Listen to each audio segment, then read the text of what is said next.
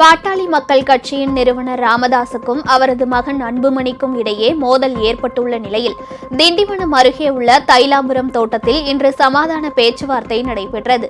பாமகவின் சிறப்பு பொதுக்குழு கூட்டம் புதுச்சேரியில் கட்சியின் நிறுவனர் ராமதாஸ் தலைமையில் நேற்று நடைபெற்றது.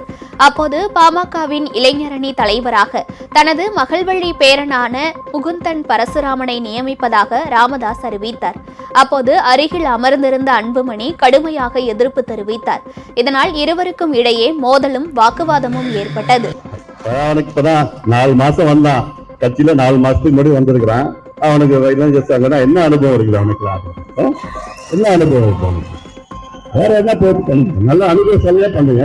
நான் சொன்னேன், கலந்து நல்ல ஆழ்வா வேணும், நல்ல திறமையா வேணும்னு. வந்த உடனே போய் அப்புறம் இளைஞர் சங்க பொருளை போட்டு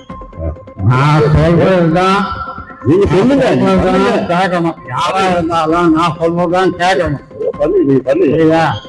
நான் சொல்றத கேட்கலன்னா யாரும் இந்த கட்சியில இருக்க முடியாது. இது நான் உண்டாக்குற கட்சி. நான் சொல்றத கேட்கலன்னா யாரும் இந்த கட்சியில இருக்க முடியாது. என்ன சரி போ.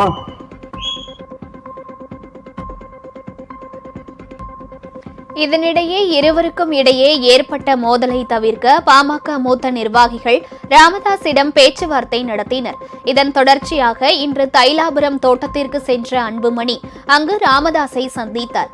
அப்போது அடுத்த கட்ட நடவடிக்கைகள் குறித்தும் கட்சியின் வளர்ச்சிப் பணிகள் குறித்தும் இருவரும் ஆலோசனை நடத்தியதாக தெரிகிறது. ஜி.கே. மணி, வழக்கறிஞர் கே. பாலு, பொருளாளர் திலகபாமா உள்ளிட்ட முக்கிய நிர்வாகிகள் பேச்சுவார்த்தையின் போது உடனிருந்தனர். சமாதான பேச்சுவார்த்தையில் நேற்றைய தினம் இளைஞரணி தலைவராக அறிவிக்கப்பட்ட முகுந்தன் பங்கேற்கவில்லை என்பது குறிப்பிடத்தக்கது.